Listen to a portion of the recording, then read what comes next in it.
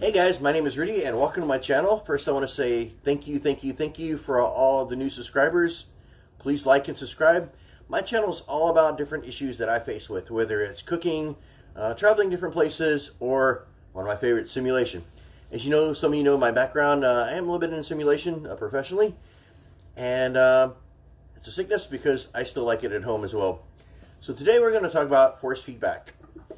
Now, back in the days of Windows 95 and 98, I bought this sucker, a Microsoft force feedback wheel. I don't know if you guys had one of these, but this has been my wheel for all these years. And over the recent years, as software grew, this became increasingly harder and harder to use, even though drivers are still out there. And I still use this, but when I bought all the other sticks, see my previous videos, I decided to have a good car racing game. As you know, I am a car racing wheel. Yeah, with the joystick, it's not the same. I'm sporting my two favorite NASCAR teams, and I'm wearing my Ferrari red. So we're going to get started. Today is the unboxing of this bad boy. This is Thrustmaster T300. Kind of sounds dirty, doesn't it? This is the Thrustmaster T300 Ferrari Integral RW Lantra Edition. This is going to be the first look. If there is enough interest, we will talk about the installation and other things, but this is the first time we're opening this. This box actually sat because I really wanted to take the time to enjoy this. So I did some research. The two main manufacturers now are Logitech and Thrustmaster. I watched a lot of videos, and I'm hoping that you guys are doing the same here in researching to figure out what the best product to buy is. Right off the box, I do want to say that Amazon is not always the cheapest. This thing retailed for about for $500 on up, so it is kind of expensive. And then the regular one, the one without the Ferrari, is a little bit cheaper. But you put the word Ferrari on anything, it adds price. Trust me, adds at least $100. Anyway, this I guess I can give these guys a little shout out. Company. And this is where I got my last two simulator products. Is actually B&H Photo and Video. Who'd figure a photography shop would be the place to get this. Now this again is the Thrustmaster. Sorry for the reverse. I have no other way of doing this at the moment. So this comes with the steering wheel, pedals, and force feedback. I'll just spin this like this. And top, of course.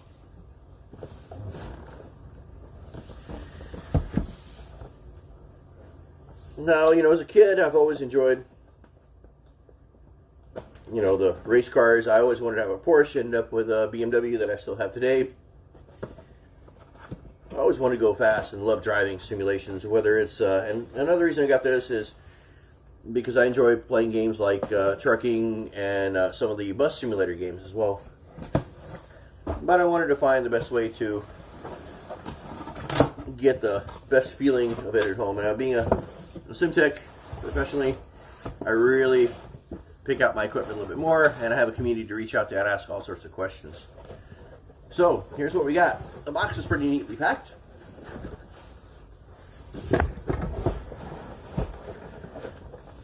The wheel. Now what's really cool about Thrustmaster, now the competition is Logitech. I think it's G29, correct me if I'm wrong here. And that's the other manufacturer. The thing I like about Thrustmaster here is, here's our wheel. Now, it's got a joystick up here, kind of like the PS3 joystick stuff. And it's pretty easy to do all your buttons. If you compare this to my other one, there's no paddle shifters and other things on here, so this makes it a little bit harder. So when you're driving like the bus game, you can use this to set up the views. You know, look left, look right. You can use these for blinkers. It's pretty solid. And then you got enough button options here to assign them to whatever you like. I'm not going to use whatever's in here, but I'm going to have to figure out a way to map these. Anyway, if there's enough interest, I will continue doing this. The top here, you got what looks like a PS2, the old school mouse plug, and so you can actually get different wheels for the base here. So, and again, This little sucker here makes it a little bit more expensive, but the fact that this thing feels pretty solid, I think I'm going to actually be nice and pull out some of my old Air Force pilot gloves when I drive this, because this just feels awesome. I mean, it's very, very solid, and pretty good size weight. You got the center marker here as well, and you got the buttons here. All nice solid feel, and then you got a, okay, so this you can use also to look left, right, or blinkers maybe. This is a turning, a rocker. Okay, and this is your installer. You secure the base with this, and okay, this one's got built-in power. It's like a proprietary plug. And this right here is, I'm going to open this up. Actually, I'll do this as we get in. Okay, this is the base. So we can actually, it's on the bottom. So this right here, you mount it to any table. These are the feet that kind of keep it up. Just to kind of do comparisons. Microsoft, when they designed theirs, it was actually a pretty cool deal right here. You adjusted this to a certain level, and then you clamped it in, and then you move this up and down to secure it. It was actually pretty steady. I had no complaints on that one. Okay, so here's the base.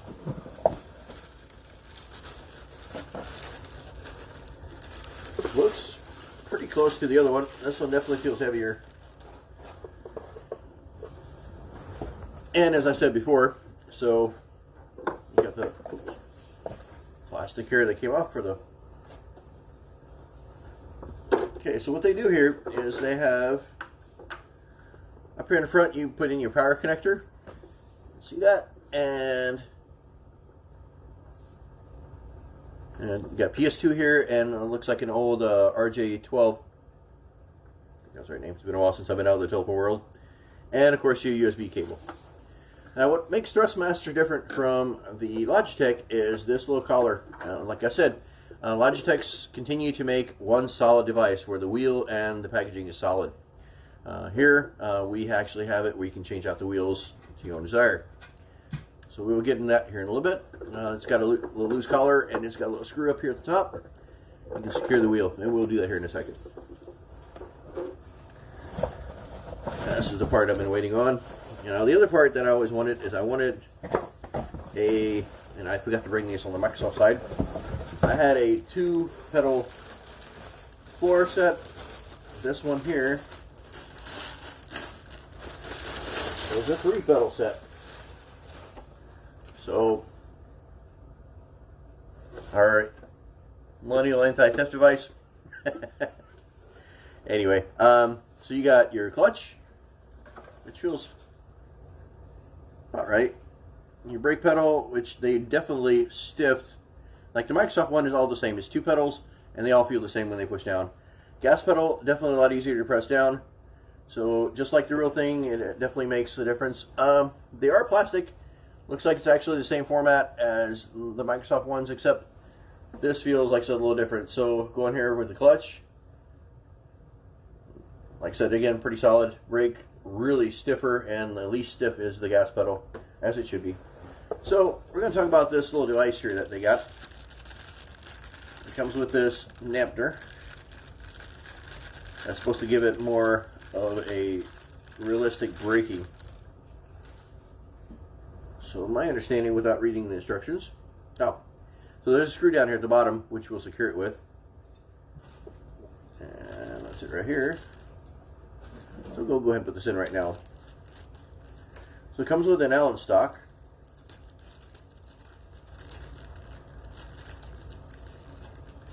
And a screw. So we got one Allen stock, one little screw. What happens is you slide this in to the back of the brake pedal. And now we can find where it goes back here. So this is actually pretty cool. It's got the hole lines up perfectly down here. It is right there. So we put it in, we align it, maybe.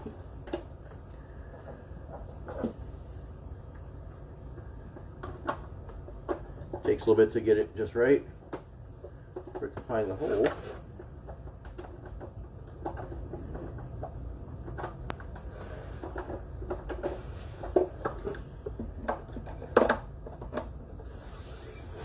Okay. Again, we're doing this right out of the box. There we go. I think I finally got it in.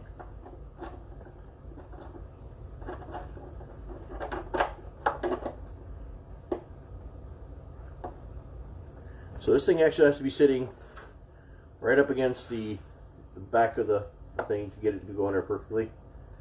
Screw's a little stiff. Make my wrench a little wider.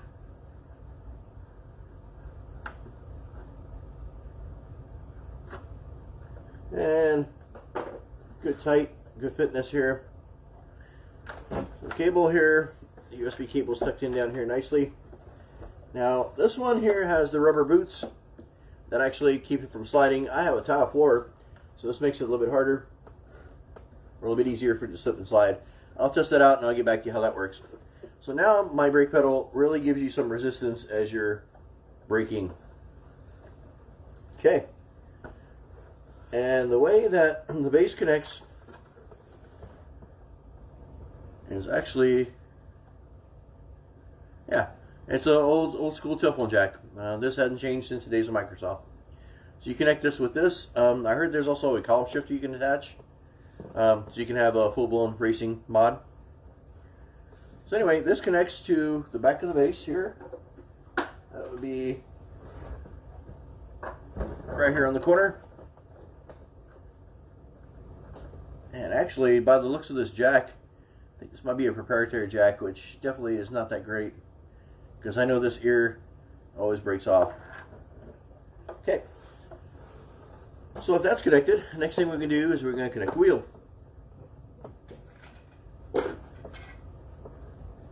So, put in the power cord, fits in like so, and the wheel. So let's see here. So this is down, this is upside down. This should be the right way of putting it in. I'm gonna. Okay, so this little thing over here actually makes it easier to stick in and should prevent you from sticking it in wrong. Okay, let's see here.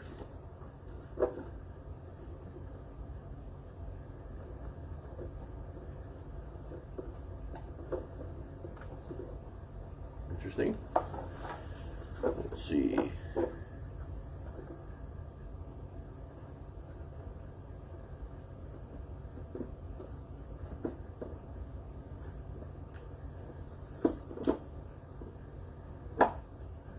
My stick was actually, my stuff is rotated a little off.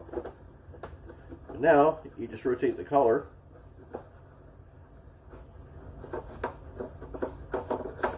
It rotates pretty easily. You can finger tighten it over here. When it gets to the top here, you can use a Phillips screwdriver to bring that screw in.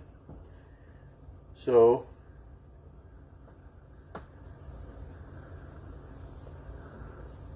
wow, that's a bit of a turn.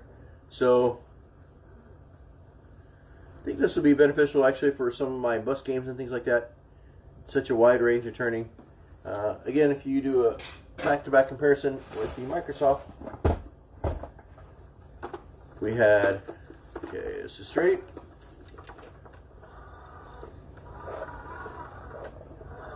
Of course, we're comparing Windows 98 and Windows 95, and this thing was well ahead of its time at the time. But I'm really excited to see what changes what improvements they've done in 20 years. Math is not that good. Okay, last but not least, now we're going to talk about mating the clamp here. So this is our table. This is where it sits. You take this, put it right through.